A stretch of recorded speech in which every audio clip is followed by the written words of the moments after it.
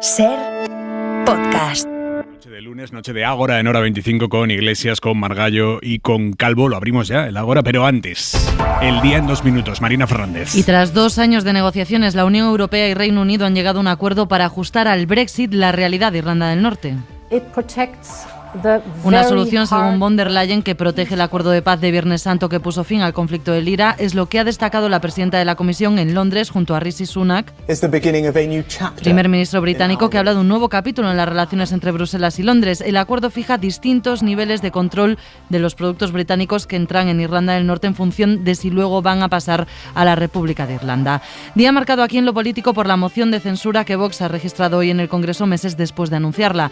Moción inviable en cualquier caso, pero en la que el PP se va a abstener, a lo que acaba de referirse el presidente Pedro Sánchez. El Partido Popular, con Feijóo, claramente se está acercando a Vox. Con el señor Casado vimos un no queremos ser como ustedes, y claramente ahora con la abstención el Partido Popular de Feijóo lo que hace es no atreverse a rechazar la moción de censura de Vox. Lo acaba de decir en Telecinco. Feijóo, líder de la oposición, ni siquiera va a asistir al debate de la moción en el Congreso.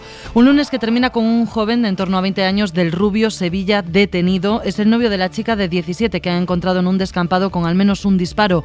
La Guardia Civil busca la pistola en el río de la zona y los investigadores insisten en que todas las hipótesis siguen sobre la mesa. Como testimonio del dolor del pueblo del Rubio, vamos a suspender los actos previstos para mañana con motivo del Día de Andalucía. Acaba de anunciar el alcalde de la localidad. En Francia, otro presunto caso de violación que salpica a un futbolista. Cuenta Le Parisien que el lateral derecho del PSG, Achraf Hakimi, de 24 años, está siendo investigado por violar presuntamente a una chica también de 24 este fin de semana.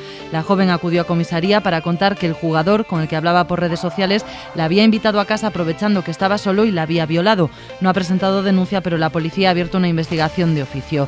Y un día muy triste para generaciones y generaciones de jóvenes lectores. Esto eran 20 frailes que vivían en un convento. Ha muerto a los 93 años Juan Muñoz, que leía así en sus redes sociales su mayor éxito, Fray Perico y su borrico. Gracias, Marina. Y en la contra de Hora 25...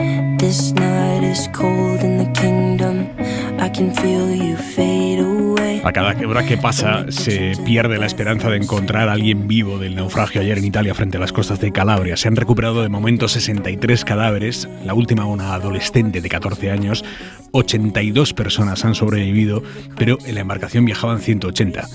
Por eso la Organización Internacional de las Migraciones da por hecho que en total un centenar de personas han muerto ahogadas. Esta noche la primera ministra Giorgia Meloni oggi stesso ha inviato una lettera al Consiglio Europeo e alla Commissione Europea. Acaba de decir Europea en la RAI, en la radio italiana, que ha pedido por carta a los líderes europeos una acción urgente para acabar con los viajes de migrantes en el Mediterráneo. Dice, la única forma de abordar este problema con seriedad y humanidad es parar las salidas. Esto ha dicho la primera ministra solo unos días después de que entrara en vigor el decreto impulsado por ella, por el cual se puede multar con muchísimo dinero a las ONGs que se dedican a salvar a migrantes en el Mediterráneo. Y mientras en la costa de Calabria, en el lugar del naufragio, los periodistas que están allí, como Daniel Verdú del País, son testigos de cómo en la arena se amontonan todos los objetos que estas personas llevaban encima. Mochilas, neceseres con medicinas, ropa, pero también biberones o juguetes para los niños. Javois, buenas noches. ¿Qué tal, Aymar? Buenas noches. Es durísimo esto. Sí, es lo que hay. Yo pensaba en aquella foto global, universal de Aylan, el niño sirio de origen kurdo que fue fotografiado boca abajo, creo que hace 3 años, en una playa de Turquía. Bueno, este es el reverso de aquella fotografía, pero significa exactamente lo mismo. Niños muertos. Puedes enseñarnos los cadáveres o puedes enseñarnos los juguetes. Son niños que colocan encima de la mesa de la primera ministra italiana primero y de la Unión Europea después, porque ningún continente o ninguna legitimidad moral de un continente se ha construido nunca sobre la indiferencia hacia la muerte de niños, ni callando ante Meloni, ni mirando para otro lado cuando ella pone el foco en el lugar del que escapa, sino en el lugar al que acuden a salvarse. Hasta mañana, Javois. Hasta mañana.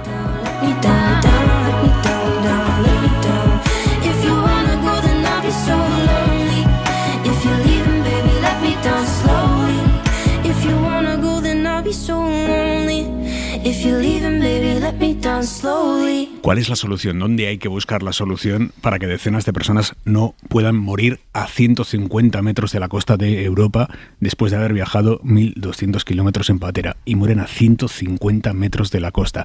Iglesias, ¿dónde hay que buscar esa solución? ¿Por dónde pasa? Pues hay dos claves. La primera, facilitar las vías legales para migrar, que la gente pueda pedir asilos en los consulados, y hablamos en este caso de una solución que se daría en los estrechos márgenes de la legalidad internacional, vías legales para migrar y que la gente pueda pedir asilo en los consulados de cualquier país de la Unión Europea. Y en segundo lugar, lo que no puede ser es dejar morir a la gente, que es lo que ha ocurrido en este caso. Los equipos de rescate estaban perfectamente preparados para salvar a estas personas, pero se le dio un tratamiento policial como si fuera una suerte de problema de orden público y han tenido que morir. Es una vergüenza para la Europa que se da golpes en el pecho presumiendo de ser un maravilloso jardín democrático.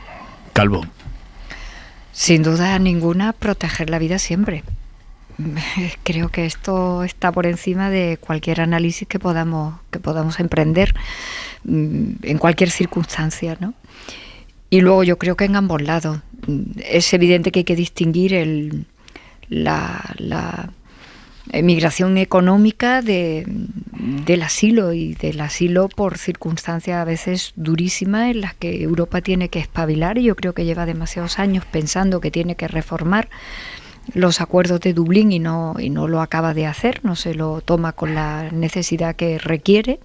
Pero yo creo que hay que hacer una distinción clara, porque al final pagan justos por pecadores. No es lo mismo tener que recibir en Europa, en cualquiera de los países, y dar asilo a quien realmente y con arreglo al derecho internacional se lo merece y necesita. Y yo creo que ahí no hay que andar con ninguna duda. Europa y sus democracias tienen que andar listas con esto, de lo que podemos y debemos tomarnos de otra manera que la salida por razones económicas de los países desde donde lo hace tanta gente hacia Europa. Yo creo que eso sí que hay que acometerlo de otra manera, hay que trabajar mucho más en origen en los países, hay que ayudar a su desarrollo, hay que respetar mucho más los tiempos con los que ellos van avanzando en sus propios territorios y naturalmente albergar emigración económica de una manera ordenada, de una manera verdaderamente buena, no solo para ellos que vienen buscando trabajo, y en muchos casos es que nosotros también lo necesitamos. Todo eso hay que ordenarlo, pero yo pondría por delante siempre salvar vidas, y en segundo lugar el asilo hay que darle una vuelta, porque no se pueden mezclar unas cosas con la otra, y hay gente que de verdad necesita asilo y acaba siendo tratado como un inmigrante económico simplemente. Margallo. Mira, hoy voy a empezar poeta porque me he acordado de Ramón de Campoamor, que dice: en este mundo traidor nada es verdad ni mentira, todo es según el color del cristal con que se mira. La declaración de Pedro Sánchez equiparando la abstención en la moción de censura de Vox. Pero escucha, Margallo, que vamos a hablar después de la moción de censura. Sí, bueno, pero es que, claro, yo quiero recordar que está Pablo Iglesias, que el PSOE se abstuvo en la moción que Pablo Iglesias planteó. El candidato Sánchez dijo que no podría dormir si hacía gobierno con Unidas Podemos, y al final lo hizo. Margallo, pero insisto, que vamos a hablar después de la moción de censura, pero que estamos hablando de un episodio en el que ha habido 63 muertos. Es un dato sobre la esquizofrenia. En tema de la diferencia entre asilo e inmigración legalmente es perfectamente clara. El asilo es un derecho, la inmigración por razones económicas no lo es. El asilo es el exilio, la salida de un país cuando hay un conflicto, una persecución por razones éticas, políticas o cualquier otra razón de este tipo. La inmigración económica es simplemente buscar un futuro mejor. Insisto, es muy comprensible, pero no es un derecho en los términos a los que el ordenamiento jurídico se refiere.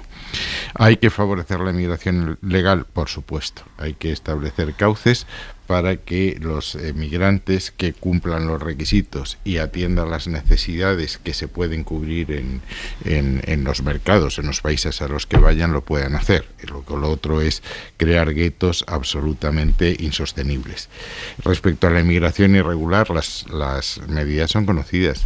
Control de fronteras, para eso la Unión Europea es clave, con Frontex, la colaboración de los países de origen y tránsito, es decir, la colaboración de sus fuerzas de seguridad para evitar la salida de los emigrantes. Esto en las relaciones con Marruecos es evidente. Cuando las relaciones son buenas, la emigración irregular tiene más dificultades para salir, está más controlada en origen. Cuando son malas se utiliza como arma arrojadiza. El caso de Ceuta es paradigmático. Y la tercera es los acuerdos de repatriación, es decir, que aquellos emigrantes irregulares que hayan entrado, por definición, falsos e irregulares, incumpliendo la legalidad, sean acogidos por los países de donde vienen o los países que hayan utilizado como tránsito. Pero es muy complicado, es decir, la inmigración es el tema más complicado que va a tener el mundo. Solo África. Este año hay 1.250 millones de africanos. Dentro de 10 años, 1.750. Y dentro de 20 se habrá duplicado. Población joven, por definición.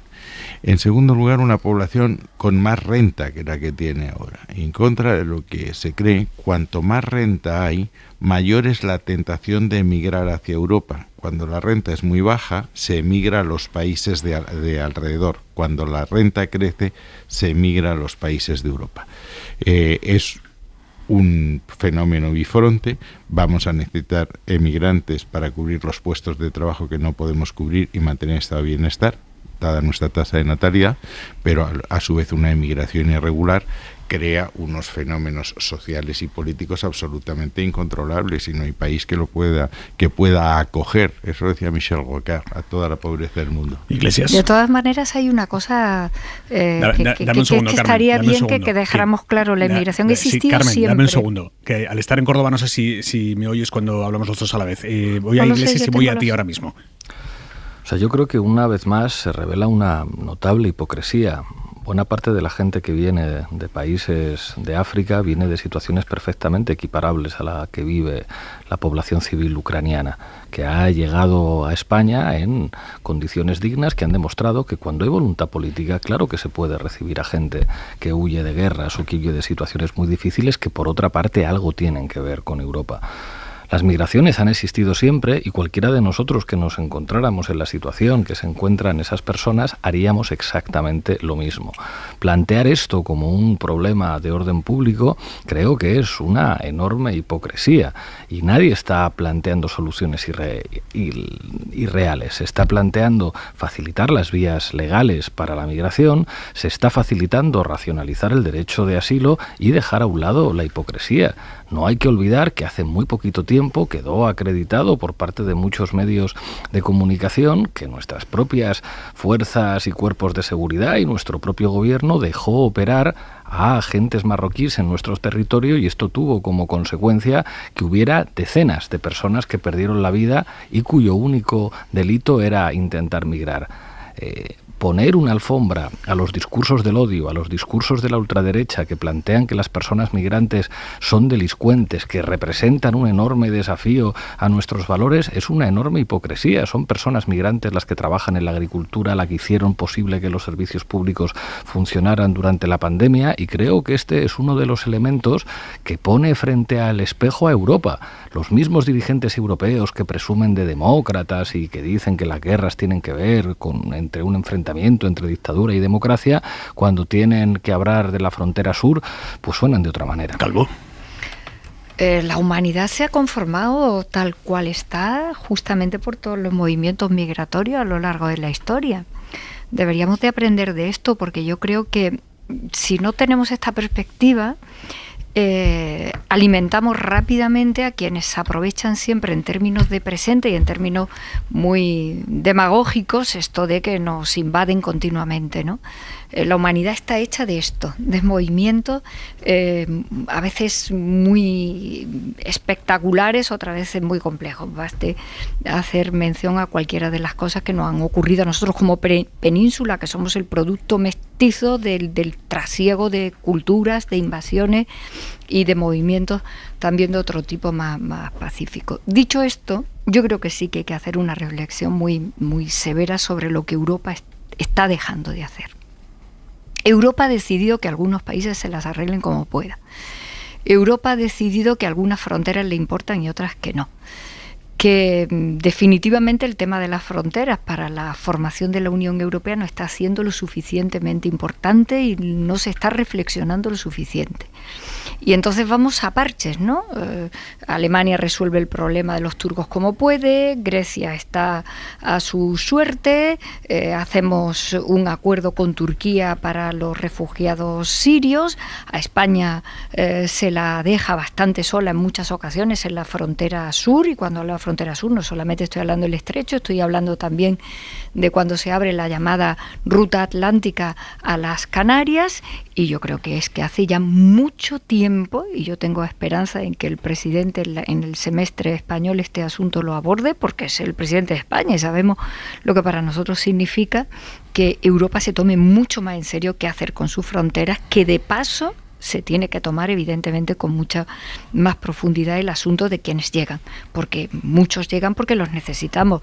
Yo recuerdo que el final del periodo del canciller Schröder hizo un censo y se dio cuenta de que tenía menos inmigrantes de los que creía y menos turcos de los que necesitaba. Y fue un momento en el que Alemania dio un giro importante previendo desde el punto de vista demográfico lo que iba a necesitar la gran economía alemana. Es decir, que yo creo que Europa va con mucha desidia y un poco desordenadamente. Aquí se preocupa al que le preocupa y al que le toca, y el resto nada. Mira lo que ha hecho Meloni. Rápidamente ha dicho que ha mandado una carta, porque ahora Meloni dice que entre Europa, y es que Europa no está entrando. Margallo.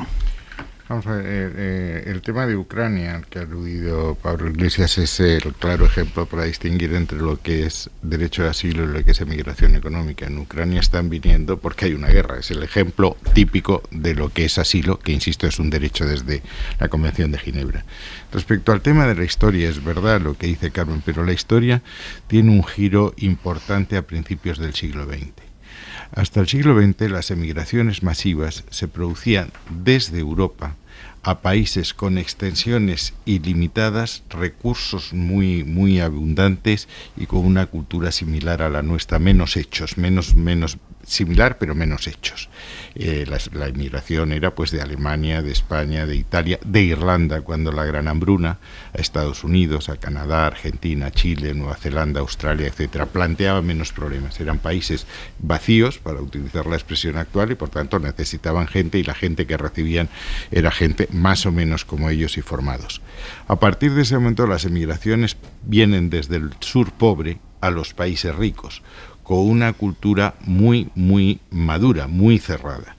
Si veis las expresiones anti-inmigración, que a mí me repugnan bastante, de los países que se oponen, estoy fundamentalmente pensando en Hungría, Polonia, etcétera, las democracias y liberales, siempre creen o afirman que los emigrantes van a destruir su cultura nacional, su identidad nacional, y que van a atentar contra unas costumbres, etcétera. Por eso la historia hay que contemplarla sabiendo que la historia tiene dos partes diferentes muy claritas. Por cierto, Margallo, mencionabas a Hungría. Esta tarde hemos escuchado a Víctor Orbán, el ultranacionalista Víctor Orbán, aplaudiendo, dando por buena la propuesta de China para ese supuesto plan de paz que rechaza Occidente, que rechazan Estados Unidos y la Unión Europea, porque consideran que esta propuesta china es una propuesta de parte de quien apoya a Rusia y que pone en el mismo plano a agresor y agredido. Víctor Orbán dice que a él le parece bien, que le parece una vía por la que transitar, y mientras tanto la CIA, en las últimas horas hemos escuchado a su director, William Burns, insistiendo en que Estados Unidos tiene pruebas de que China se está planteando mandar armas a Rusia. Dice que se está planteando, que los chinos no tienen tomada la decisión, que ellos tienen pruebas de que China se está planteando dar ese paso, pero de momento no muestran esas pruebas. Un paso que sería un vuelco geopolítico al conflicto en el que estamos inmersos. Bueno, para empezar, sí quiero decir que Víctor Orbán y su partido fueron expulsados del Grupo Popular, en el que nosotros militamos, precisamente por posturas realmente inhumanas respecto a la inmigración y por su inclinación a Rusia. Es decir, Víctor Orbán está aliado con Putin desde hace muchísimo tiempo. Yo creo que aquí hay varias consideraciones. Es decir, China quiere que este conflicto termine, entre otras cosas porque este conflicto está afectando al comercio internacional, y China vive fundamentalmente del buen funcionamiento del comercio internacional. Ha tenido un descenso en su actividad económica como consecuencia de la ruptura de las cadenas de suministro y del retroceso de la globalización. Junto a eso, China no abandonará jamás a Rusia. Es decir, China y Rusia están jugando con la misma camiseta y en el mismo campo. En el Congreso de Seguridad de Múnich de 2018 intervinieron muchos representantes. El primero que intervino fue Lavrov, que dijo que el orden liberal internacional, las democracias liberales, el orden que se estableció después del 45, era un conjunto de reglas imaginado y diseñado por los países ricos para controlar a los países pobres, y que eso se había terminado. China, en 2035, será la primera economía del mundo, está ampliando su gasto militar. He visto hoy las cifras, el año pasado 200.000 millones de dólares y un incremento del 7,1%, y quiere revisar ese orden liberal internacional.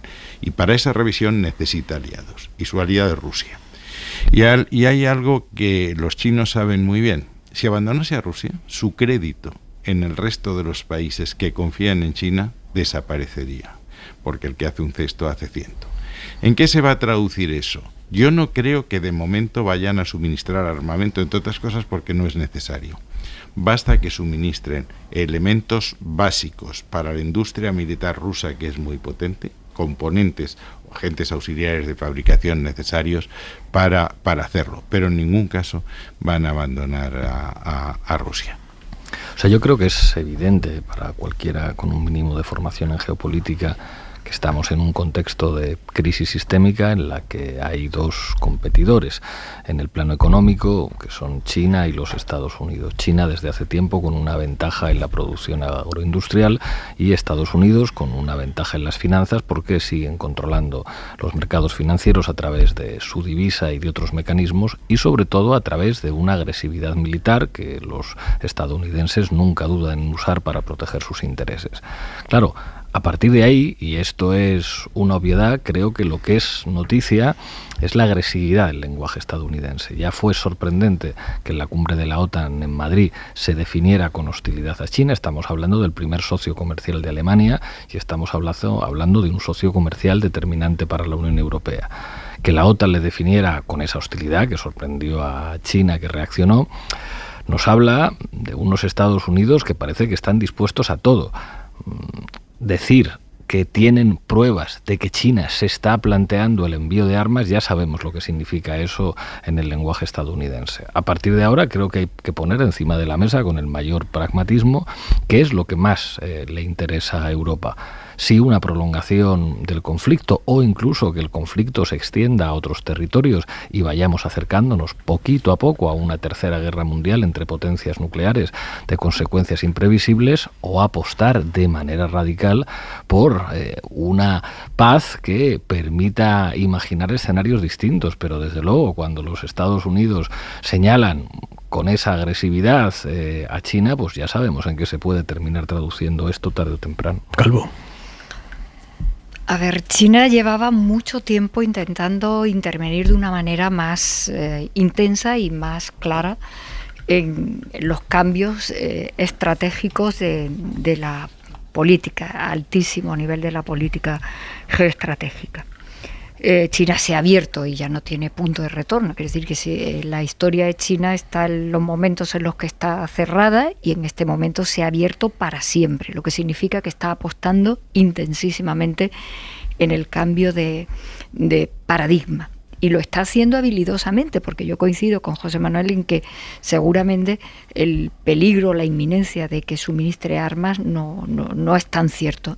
Entre otras razones, porque lo que está buscando China es que esto se acorte, y para que se acorte y aproveche la oportunidad tiene que jugar de otra manera. Pero sin embargo yo creo que deberíamos de no poner... Yo no creo que sea un plan de paz lo que se propone de ninguna de las maneras, y desde luego distingo claramente lo que es China en términos políticos, muy lejos evidentemente de una democracia, y Estados Unidos con todos sus defectos y con todo lo que le queda a la democracia, siempre por perfeccionarse en cualquier lugar si lo es. Por lo tanto, equidistancias ahí ninguna.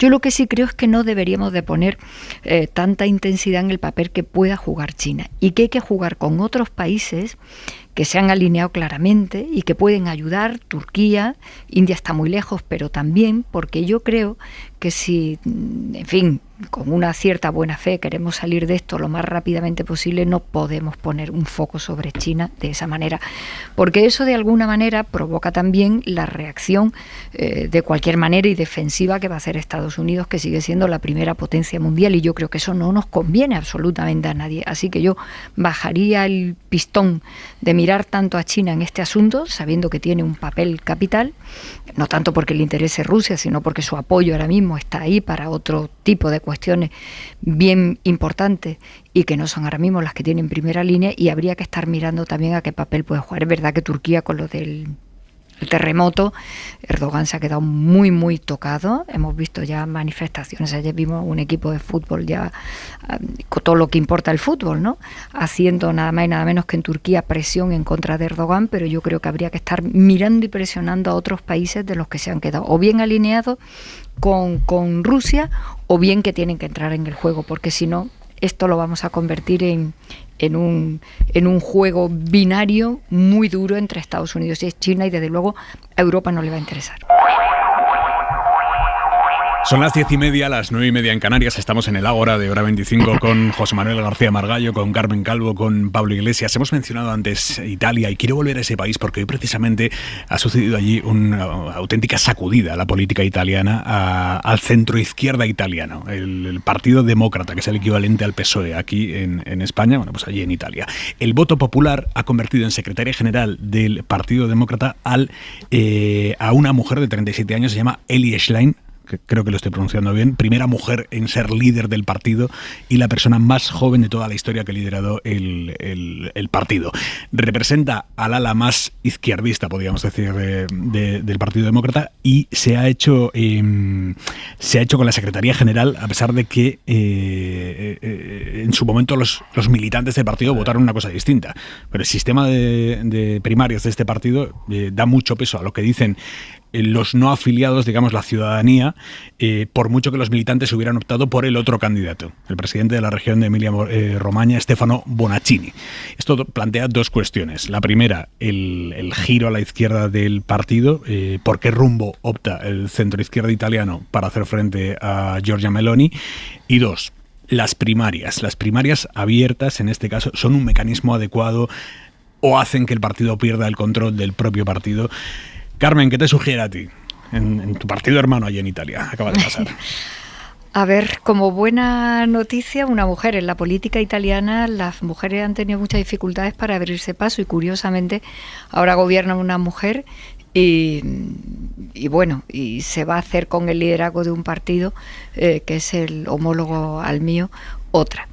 El asunto es que allí han votado casi 1 millón. Dame un segundo, Carmen, dame un segundo, porque tenemos un notición deportivo que además te va a encantar. A ver. Alexia Putellas, mejor jugadora del mundo. Bien. Antón Meana, buenas noches. Hola, ¿qué tal? Aymar, buenas noches a todos. Pero esto no estaba en las quinielas, Meana. No estaba en las quinielas, es una noticia buenísima para el deporte español. Ya había sido 2 veces Balón de Oro, pero ahora la FIFA reconoce a Alexia Putellas como the best, la mejor.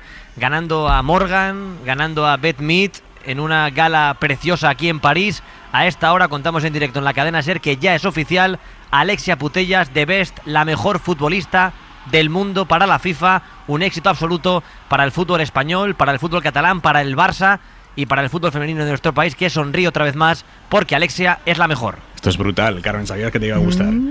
Es que yo esta mañana lo intuía por noticias que había visto.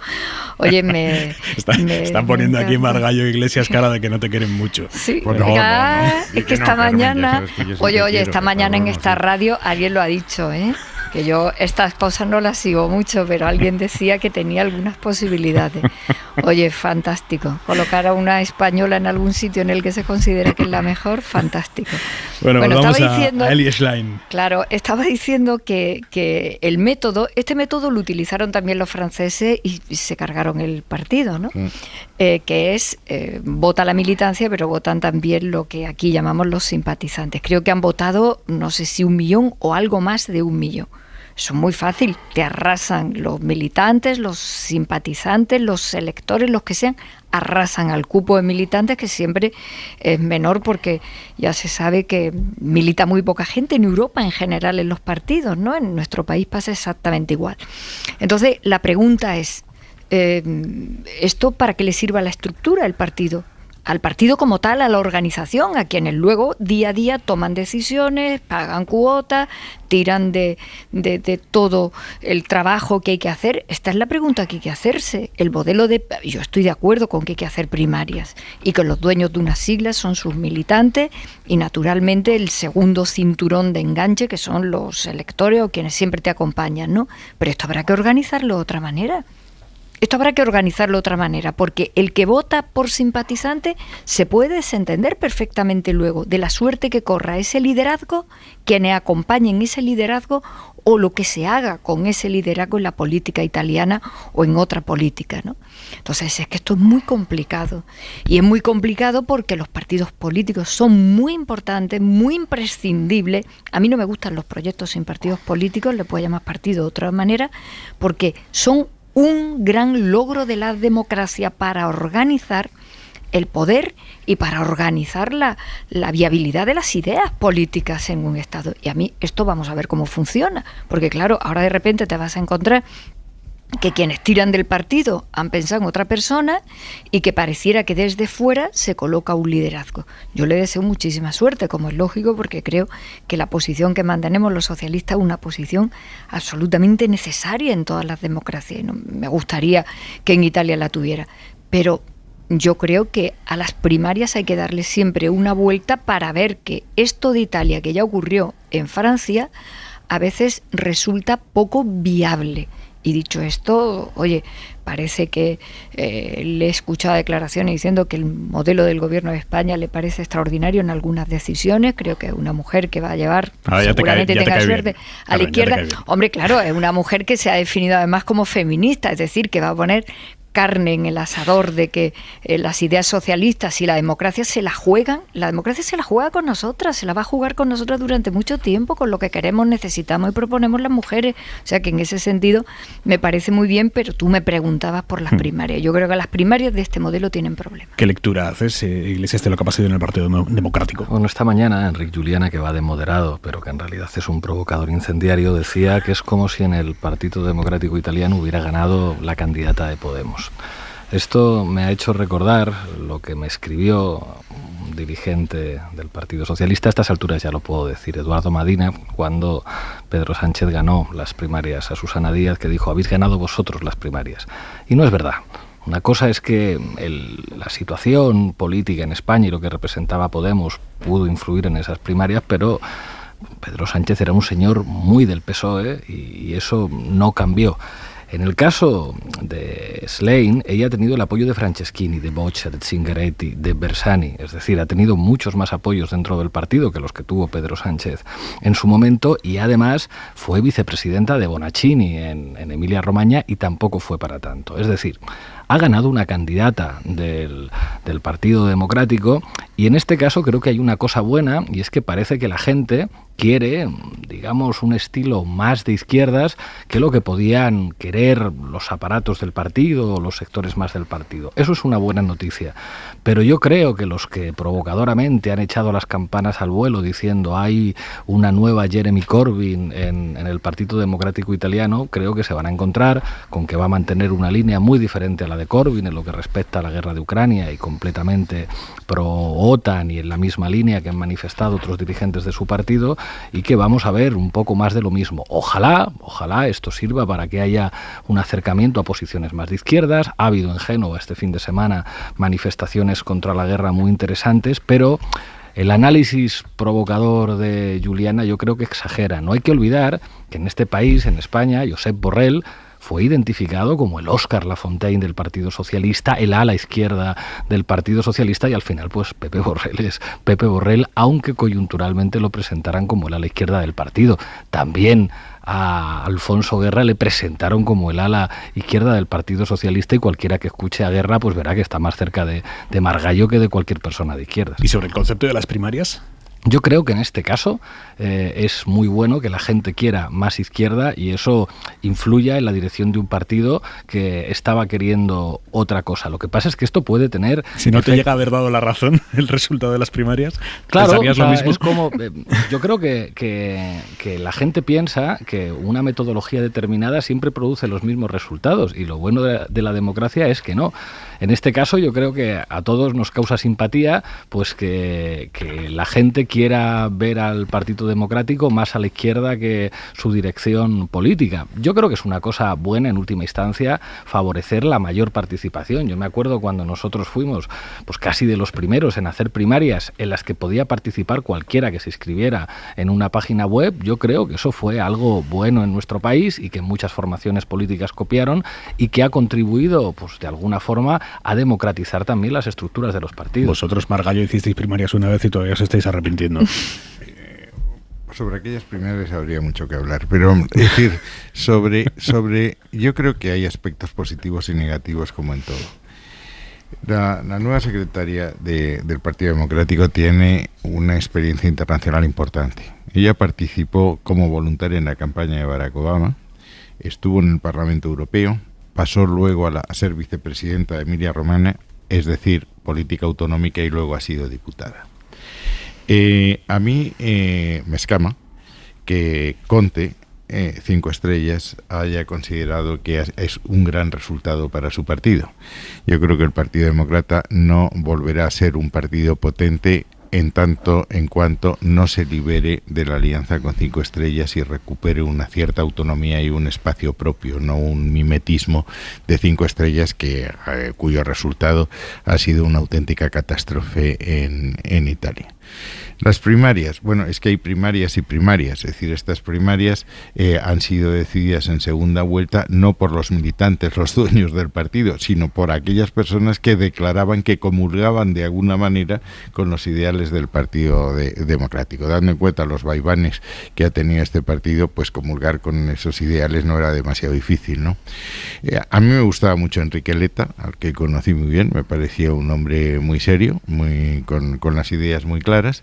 Pero en fin, el electorado ha preferido esta novedad y yo creo que respecto a la analogía o a la semejanza que se establecía con España, pues es verdad, Pedro Sánchez ha acabado siendo arrebatando la mayoría de las banderas que esgrimió en su tiempo Podemos, y eso explica, en mi opinión, en buena parte el declive electoral de Podemos. Le ha vaciado la piscina quedándose con muchas de sus ideas. A mí me parece que es una mala idea para el Partido Demócrata, y eso es una mala idea para Italia, porque nos vamos a encontrar con el protagonismo de 2 extremos. Los Fratelli de Meloni y el Partido Demócrata con 5 estrellas, todo confundido en el otro lado. Eso no es una buena fórmula. Italia ¿Solo Meloni porque a Salvini lo dais por muerto? Salvini no existe ya. Sí, La Liga fue un invento que empezó siendo un invento secesionista, era la Liga Norte, luego se coaligó con 5 estrellas para tener votos en el sur. Era Salvini, no se sabe dónde está, tuvo un error estratégico tremendo volcando al gobierno Draghi, donde él estaba creyendo que iba a tener un resultado. Salvini es un votarate. ¿Lo compartís, Calvo Iglesias? Hombre, yo lo de votarate así literalmente, pero bueno, apoyo la moción. Bueno, es una moción. Pero que Salvini ya no existe y que los errores de Salvini han sido de aurora boreal, evidente. Y esa es una de las razones de las porque Meloni es la presidenta de Italia. Ojo, que Iglesias llega con la cabeza. Vamos a ver, ahora tenemos 3 partidos gobernando en Italia, en el que el partido que viene, teóricamente, de una ultraderecha más evidente, los herederos de Almirante, del fascismo, del movimiento social italiano, han decidido posicionarse con la OTAN abiertamente. Pero ojo, que las otras 2 formaciones políticas, el socio del PP, Berlusconi, a estos no les han echado del Partido Popular Europeo todavía, y Salvini defienden abiertamente a Putin. Eso es lo que está ocurriendo dentro del gobierno italiano. No es muy distinto a lo que decía Meloni antes. Lo que pasa es que Meloni ha descubierto que el fascismo bajo el paraguas de la OTAN florece con mucha más comodidad que bajo el paraguas de Rusia, cuando la OTAN está en guerra con Rusia. Pero esa correlación entre esas tres derechas ha variado mucho en los últimos años sin que representen algo muy distinto. Entonces, es verdad que la vieja Liga Lombarda, que se convirtió en Partido Nacional en Italia, ahora está más débil, igual que Forza Italia. Pero ya veremos. En el caso de Italia, derecha con Umberto Bossi, eso es, que declararon la independencia de la Padania en su momento. Imagínense ustedes que el partido de Puigdemont se convierte en el partido más grande de la derecha en toda España. Pues algo así ocurrió en Italia con Salvini. Imagínate qué disgusto, Margallo. Imagínate, qué disgusto. O Margallo en el partido de Puigdemont, compartiendo partido como con la Operación Roca. Con Roca estuvo a punto de ocurrir. Quiero decir... con Roca estuvo a punto de ocurrir, ¿no? En Italia, ahí estaba Florentino Pérez. Sí. En Italia hay tres partidos de ultraderecha que gobiernan. La ultraderecha en Italia es muy fuerte, pero ojo, la mitad de esa ultraderecha está defendiendo abiertamente a Putin y la otra mitad a la OTAN. A ver, hablando de la ultraderecha. Berlusconi. Brevísimo. Berlusconi es Berlusconi. El ministro de Exteriores Tajani, que está profundamente en la OTAN. Y para conocimiento de Pablo, te diré que la jornada de estudios que se iba a celebrar en Nápoles del Partido Popular Europeo se ha suspendido por las declaraciones de Berlusconi. Hablando de extrema derecha, hoy Vox ha registrado su moción de censura liderada por Ramón Tamames. Aquí hay, ahora, una vez que ya está registrada, hay dos cuestiones de concretar. La primera, ¿cuándo va a ser? La fecha la tiene que decidir la presidenta del Congreso, Meritxell Batet, y después qué posición adopta el resto de partidos ante una moción que en la práctica, menos tumbar al gobierno, busca de todo. Tumbar al gobierno no, porque Vox sabe que los números no le dan. Sara Selva, buenas noches. ¿Qué tal, Aymar? Buenas noches. Vox sabe que su moción nace muerta. Nosotros lo que queremos es retratar al gobierno. Y por eso reconoce que su objetivo es retratar al gobierno y también al PP, que ha decidido abstenerse. Creemos que el Partido Popular todavía puede reflexionar y apoyar esta moción.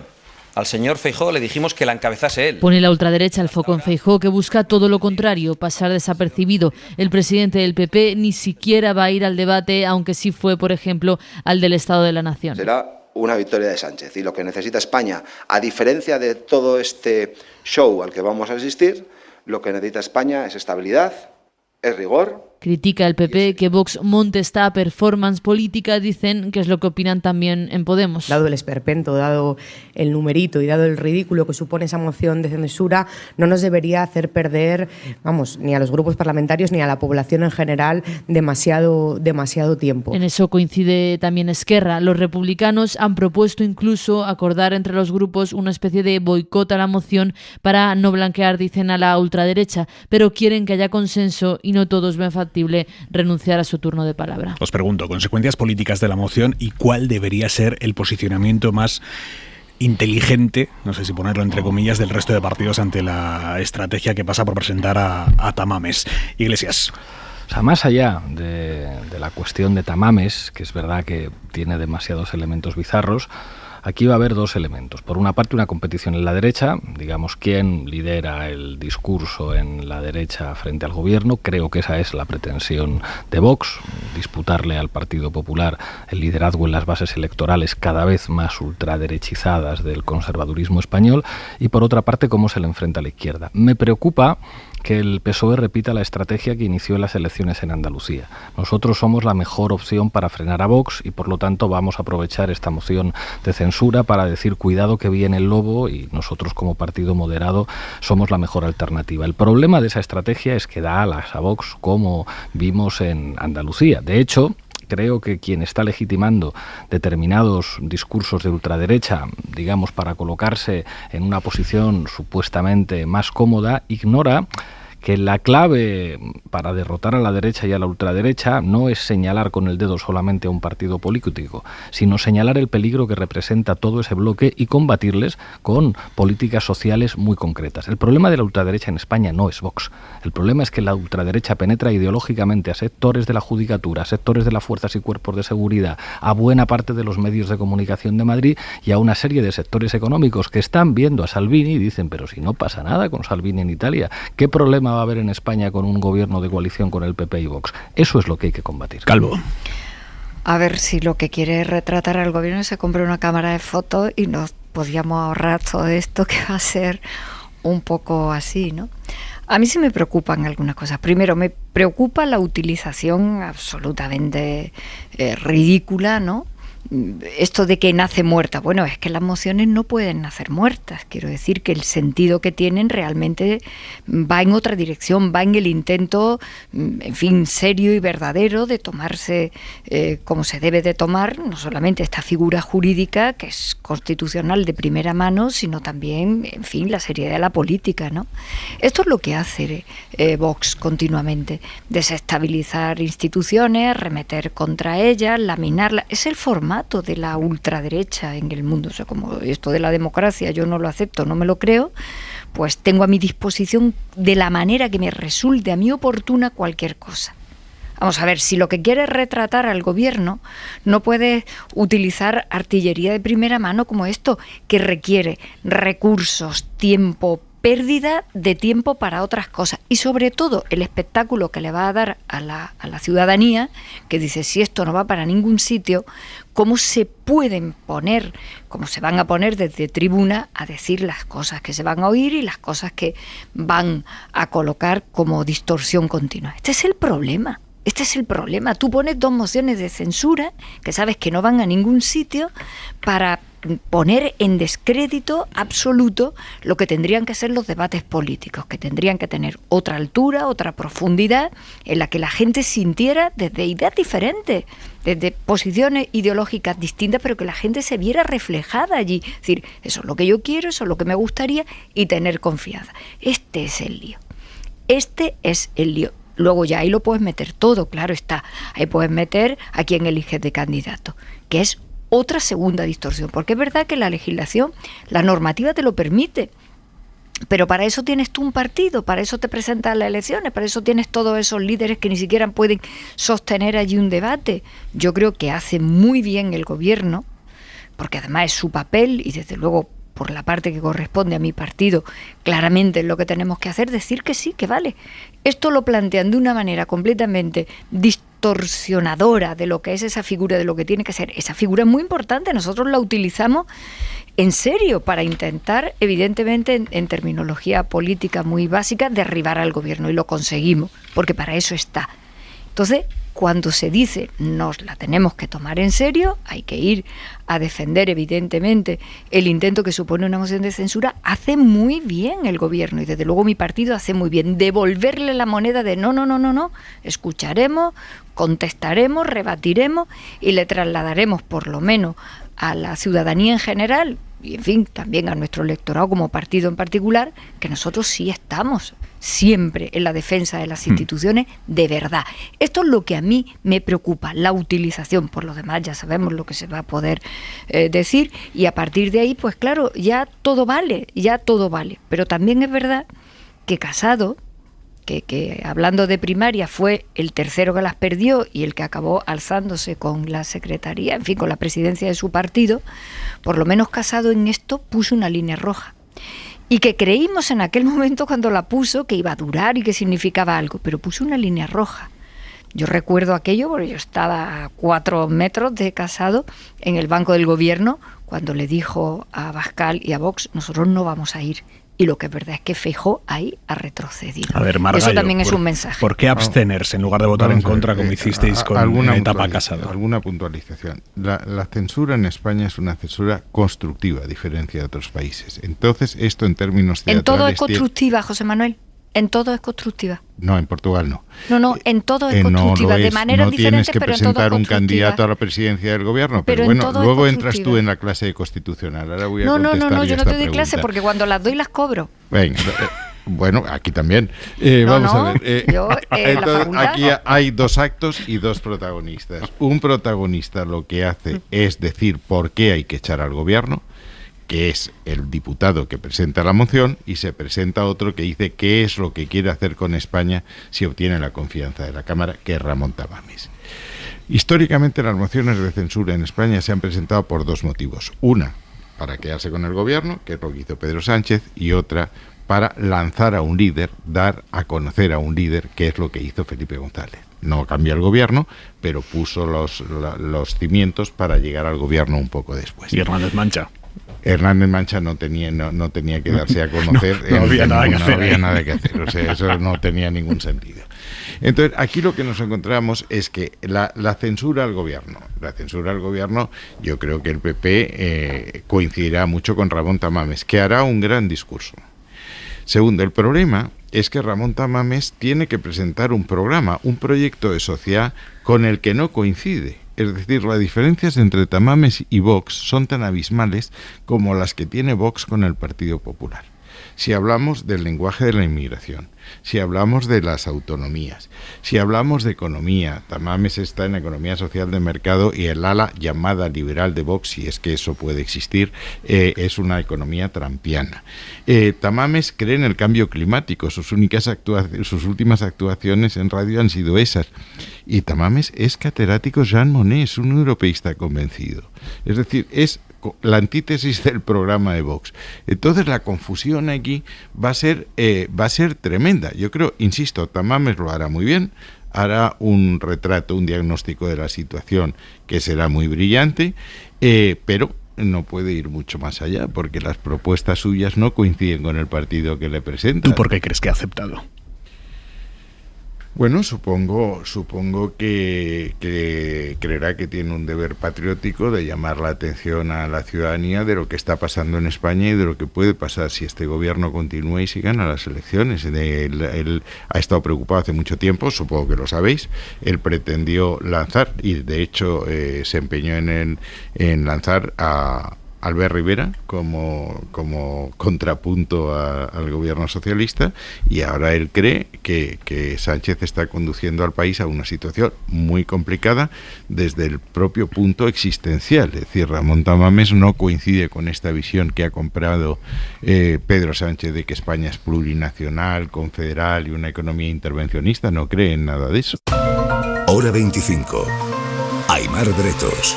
Pedro Sánchez, presidente del Gobierno, se ha referido esta noche por primera vez al caso Mediador, la trama de corrupción en la que está involucrado el hasta hace 2 semanas diputado del PSOE Juan Bernardo Fuentes. Yo me lo he tomado muy en serio esto, porque creo que la moción de censura del año 2018 fue el producto de un hartazgo, de un tenemos que acabar con estos casos de corrupción. Y efectivamente, entonces la corrupción era la segunda o tercera preocupación de los españoles en todas las encuestas. Hoy no está entre las primeras 40 preocupaciones de los ciudadanos. Y eso tiene que ver también con el compromiso que tiene el Gobierno de España. Los casos de corrupción existen, desgraciadamente existen.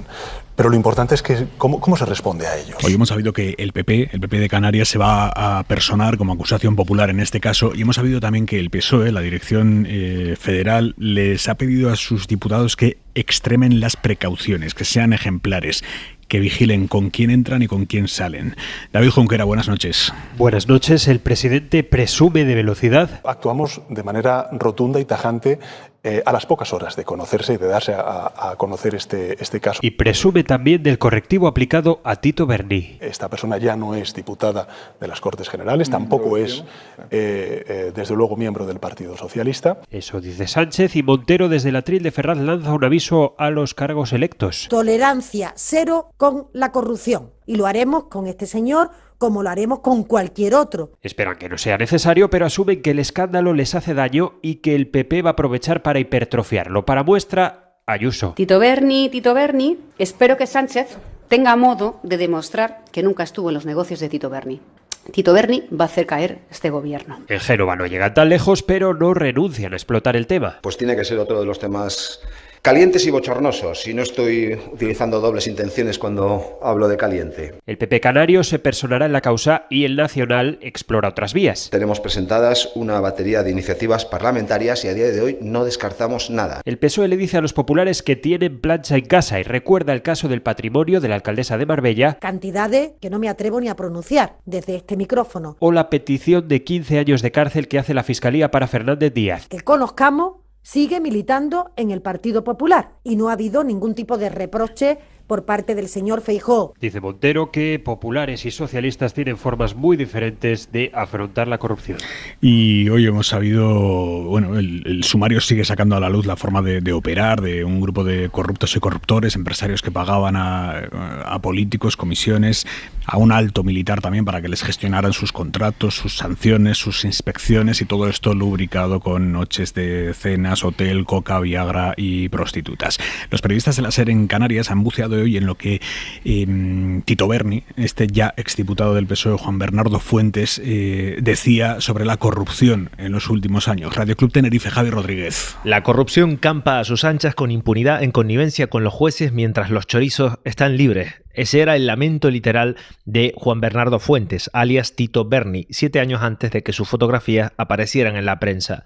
El Twitter del exdiputado socialista está lleno de lecciones morales acerca de la corrupción. La corrupción es una condición humana, pero el PP la ha tolerado y no la combate, decía literalmente.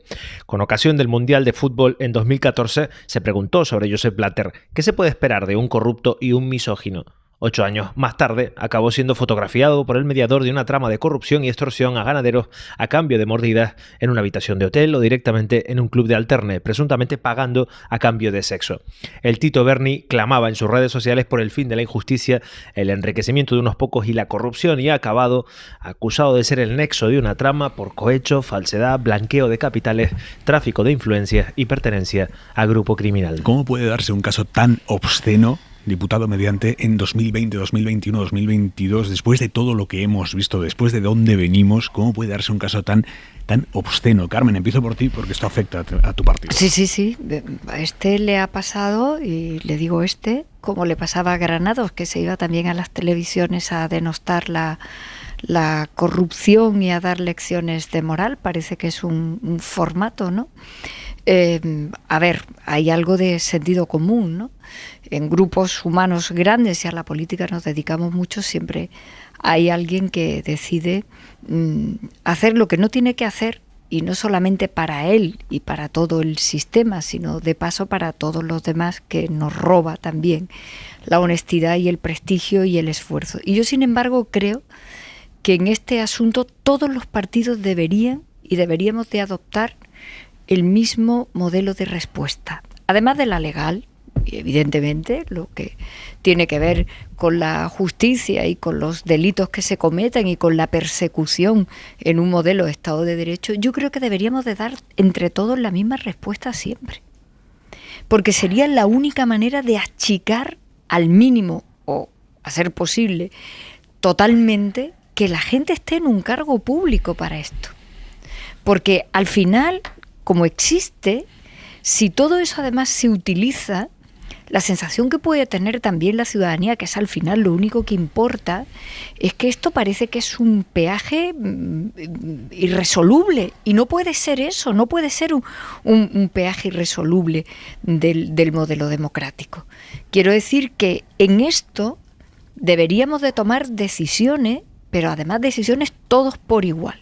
Los delitos que se cometen en esta materia son evidentemente personales, porque el Código Penal se establece en términos de responsabilidad individual, pero el daño es para todo el mundo, desde luego para todos los que estén en ese momento en el partido, en este caso para el mío, pero lo es también para todo el modelo. Y a diferencia es que lo he oído ahí en declaraciones, ¿no? Creo que deberíamos de hacer justo lo contrario, intentar reaccionar todos por igual, a menos que nos parezca que la corrupción cuando la tiene el otro es peor que cuando la tienes tú, y eso no es así. La corrupción le corresponde responder de ella a quien la comete, porque además normalmente, yo el otro día tenía un compañero al que estimo mucho, que además estaba muy cerca del escaño, y me decía, estoy en shock, porque ni por asomo, ni por lo más remoto se me podía imaginar. Bueno, pues esto creo que le debe tenido que pasar a otra gente en otros partidos. Así que yo Carmen, lo que creo es que deberíamos de responder por igual. Carmen, en el grupo parlamentario nadie sospechaba nada. Un señor que se dedicaba a pasear por allí a los empresarios antes de llevárselos de putas. Nadie sospechaba nada. Pues a ver, es que de haberlo sospechado se habrían tomado medidas y decisiones. Yo a este compañero no lo conozco, no lo he tratado, quiero decir. Está además también Yo me he incorporado al escaño en estos últimos tiempos, cuando estaba en Moncloa como vicepresidenta, y luego no tenía tiempo de estar por el grupo parlamentario más que para las negociaciones y no estaba al tanto, pero los que sí estaban más cerca te comentaban, ¿cómo te puedes imaginar una cosa de esta?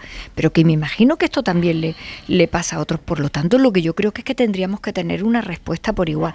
A ver, los parlamentarios, los diputados y los senadores y las diputadas recibimos visitas, pero claro, yo recibo al presidente de la ONCE, a la gente del CERMI, a asociaciones, fundaciones, pues eso es lo que yo recibo. Yo no recibo otro tipo de personas, y me imagino que más o menos lo que hace la gente, y desde luego tampoco va haciéndote fotos por ahí ni cosas de esas. Al despacho viene la gente, se registra por razones de seguridad, se va, te despides y ya está, ¿no? Iglesias. No sé, o sea, a mi partido cuando le han tumbado un diputado ha sido porque le acusaban de hacer kung fu con los antidisturbios, algo que mereció incluso un voto particular porque era bastante impresentable. Un caso como esto, pues hay formaciones políticas que no los tenemos. A partir de aquí, creo que el problema de todo esto es que la política para muchos sigue siendo un espacio en el que se puede normalizar la delincuencia. Aquí no solamente tenemos un diputado del PSOE, tenemos un general de la Guardia Civil y un exdirector general del gobierno de Canarias. Claro, que alguien piense... Sobrino del exdiputado del PSOE. Sí, pero un cargo público del gobierno. A partir de ahí, que alguien piense que un diputado del Parlamento estatal, que un director general y que un general de la Guardia Civil pueden actuar con empresarios que básicamente lo que están haciendo es pagarles servicios de prostitutas y pagarle dinero para que después no les afecten sanciones administrativas, con absoluto secreto y sin que nadie se dé cuenta, teniendo en cuenta que las islas son lugares bastante pequeños donde todo el mundo sabe casi todo, pues en fin, que conteste quien tenga que contestar, pero se supone que los secretarios de organización tienen que conocer bien a su partido y tienen que conocer bien a las figuras de su partido. Creo que el problema de la corrupción en nuestro país es que no ha sido la excepción, ha sido la norma. En el caso del Partido Popular, lo que vimos es que la financiación ilegal de PP, que les permitió ir dopados haciendo trampas a todas las elecciones, no era una cuestión excepcional. Y la prueba de que no era una cuestión excepcional son unos apuntes de un señor tesorero del Partido Popular en el que aparecen todos los apellidos de los dirigentes del Partido Popular cobrando sobresueldos y sobre todo los nombres de los grandes empresarios de este país que saben que siempre hay políticos en los dos viejos partidos del bipartidismo a los que se puede untar para recibir favores administrativos. Eso no es una excepción, eso no es un problema de manzanas podridas, eso ha sido una praxis normalizada en nuestro país. Margallo. Vamos a ver, yo como mis dos compañeros me repugna absolutamente la corrupción, y mucho más cuando tiene las proporciones que tiene esta, pero vamos a juzgar las dimensiones. Gürtel, al que se ha referido ahora Pablo Iglesias, el total de las cantidades robadas fue 120 millones. El caso de los ERES, sobre el que ya hay sentencias, 680 millones. El comportamiento de los dos partidos fue diferente en los casos de corrupción. En Gürtel la investigación se produjo sin ninguna limitación, el que ha tenido un problema está en la cárcel, etcétera. Pero Margallo, si el juez os tuvo que mandar a la Guardia Civil a la sede, ¿por qué no le dejabais entrar? No es verdad. Sí, no es verdad. Eso fue el tema de los ordenadores. Pero vamos a ver, si me dejas intervenir, pues ya a mí me gustaría pelearme con mis dos contertulios, no también con el moderador. Vale, esto es el caso Negreira ya en la SER. El PSOE, 680 millones, 17 de octubre de 2016, la Junta de Andalucía, presidida por Susana Díez y con el voto de todos los consejeros, decide retirar la acción civil. ¿Qué significa eso? Que de acuerdo con el artículo 108 de la Ley de Enjuiciamiento Criminal no se puede recuperar un euro de los que han sido distraídos. Insisto, 680 millones. Y para poner una guinda al pastel, lo que hacen es modificar la malversación. La malversación diciendo, bueno, que cuando es para fines de lucro, si uno solamente en la bolsilla está fatal, pero que si no es para eso, pues que no está tan mal. cosa que ha despertado la preocupación en el Parlamento Europeo, no solo en la última misión. Didier Reynders, el comisario de Justicia en el Pleno, dijo, mire usted, la Unión Europea no se va a meter en cuestionar si está bien derogar o no la sedición, eso pertenece a la seguridad del Estado y ustedes verán lo que hacen, pero sí nos vamos a meter en la malversación, porque eso puede afectar a la defraudación del dinero europeo y por tanto afectar a los intereses financieros, y ya veremos cómo termina esta fiesta. Dicho eso, corruptos va a haber siempre. En todos los partidos. Hemos visto en Europa, algo que hemos seguido muy de cerca, los casos de corrupción del Qatargate. Por cierto, por ahora todos los implicados son socialistas. Pero bueno, no sabemos dónde termina y hasta el rabo todo esto, ¿no? Pero yo estoy muy de acuerdo con la lección ética que nos ha dado Carmen, es decir, todos los partidos tenemos que reaccionar al unísono de la misma manera y condenando la corrupción por igual. Estoy completamente de acuerdo y si vemos, insisto, coge 680 millones, coge 120 y coge artículos de los periódicos que apoyan al gobierno, lo que pesan los titulares y los artículos de unos o de otros. Es un ejercicio muy ejemplar. Calvo, hay nerviosismo en el PSOE porque esto pueda ir a más. No, lo que hay es reacción contundentísima de condena y de manos a la obra para parar todo esto, y como ha dicho esta noche el presidente. Pero mira, José Manuel, que te acepto en buena lid y con buena intención cuando dices que he tratado de poner la ética en lo alto. Claro. He tratado tanto de ponerla que no se me ocurrió en ningún momento una cosa que has hecho tú. ¿Qué es? Pues yo no te he nombrado a la alcaldesa Marbella, ni te he nombrado todos los casos de corrupción que tenéis, ni nada que se le parezca, ni he cuantificado cantidades, ni he hecho una cosa de esta. Porque cuando quiero hacer una cosa, y la quiero hacer en serio, y la quiero hacer noblemente, porque me parece que, como tú bien acabas de decir, va a ser imposible que siempre haya alguien corrupto, tenemos que buscar una manera de reaccionar de forma solvente, y de forma solvente, además de la justicia, es que el sistema reaccione. Y yo desde luego no estoy de acuerdo con algo que ha querido, ha dicho Pablo, como si lo pudiéramos dejar pasar, que la corrupción es la norma en nuestro país. Pablo, ¿cómo que la corrupción es la norma? ¿Esto de qué va? En este país hay miles y miles y miles de cargos públicos, por cierto, muchos de ellos en los ayuntamientos, que no cobran nada, que les cuesta casi el dinero el cargo, trabajando por sus pueblos, por sus ideas, por ideales, porque sí, porque hay mucha gente que le gusta participar en la vida, y que la vida, como decía yo el otro día, sea más grande que tus propios intereses individuales, que no se merecen que digamos que la corrupción es la norma de una democracia como la nuestra. Sí, y que la corrupción la tienen los viejos partidos, ni viejos ni nuevos, los que se hacen limpiamente con las urnas de este país durante 45 años pronto, libremente votándonos. Iglesias. Que si queremos hablar en serio de la corrupción no podemos hablar de esta manera, intentando a ver qué me traigo yo para mi parte, porque yo no me he querido traer nada para mi parte esta noche en este asunto. Venga, y lo he hecho plenísimamente consciente. ¿Y sabéis por qué? Porque creo profundamente que este es uno de los talones de Aquiles donde nos alejamos de lo que los ciudadanos demandan de nosotros. Y no vale decir, bueno, digo que sí, pero aprovecho para mi parte. Yo no voy a entrar ahí. Y estoy delante, José Manuel, de un partido como el tuyo, que está plagado de casos. Venga, sí, Iglesias. Pero este tema es muy importante. Por eso vamos a hablar todos de otra manera. En este lugar de otra manera diferente. Venga.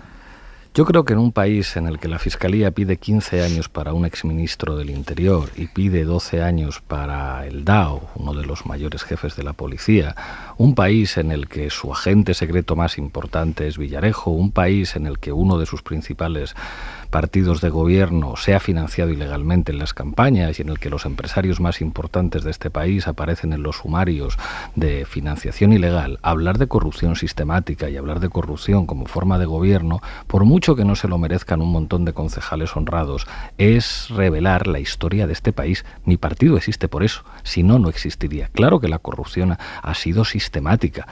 ha sido sistemática en la organización estratégica de las empresas y de los principales partidos, fundamentalmente del Partido Popular. Pero cuando a un Ministerio del Interior, la Fiscalía, teniendo en cuenta además lo que es la judicatura en este país, teniendo en cuenta el famoso control de la Sala Segunda del Tribunal Supremo por detrás, teniendo en cuenta lo que representa que el Partido Popular siga controlando el Consejo General del Poder Judicial, si incluso así se ha sabido lo que se sabe y han acabado ministros en la cárcel, que en este país acabó en la cárcel Barrio Nuevo por terrorismo, que en este país acabó en la cárcel Rafael Vera por terrorismo, que en este país el ministro de Economía del Partido Popular, Rodrigo Rato, acabó en la cárcel por corrupción. Claro que hemos tenido corrupción sistemática, y decir que eso no es verdad y que eso no es serio es desconocer las claves históricas pues de lo que ha ocurrido en España y de una degradación de nuestra democracia. Y ojo, los que decimos que nuestra democracia está degradada,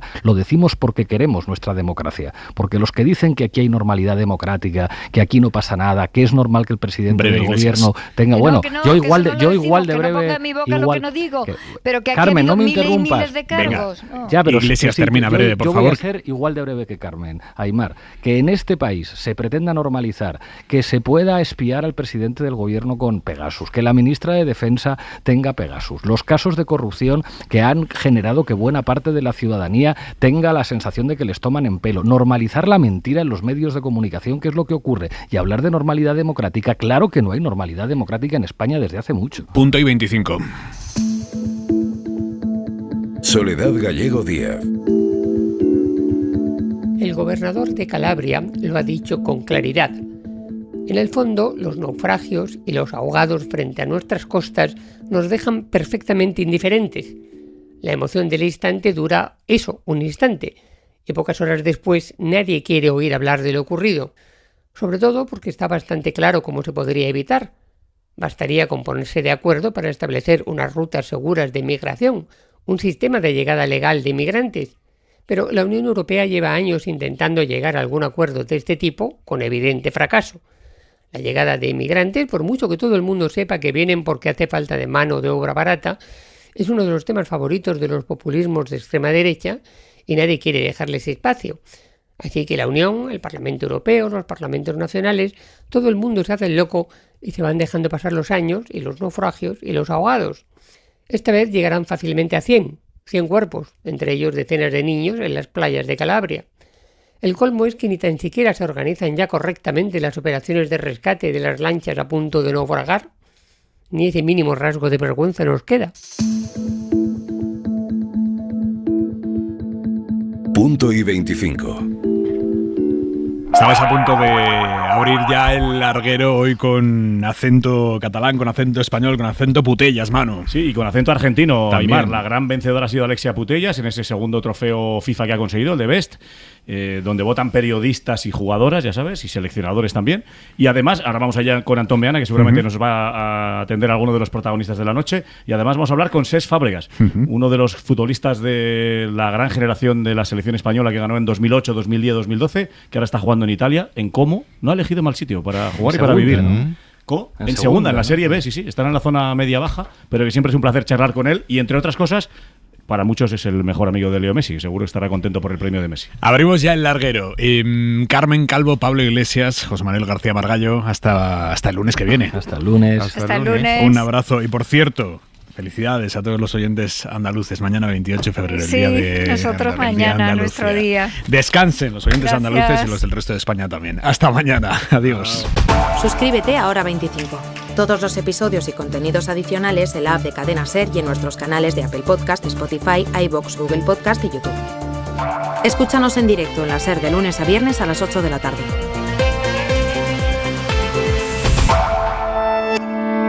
Cadena SER. La radio.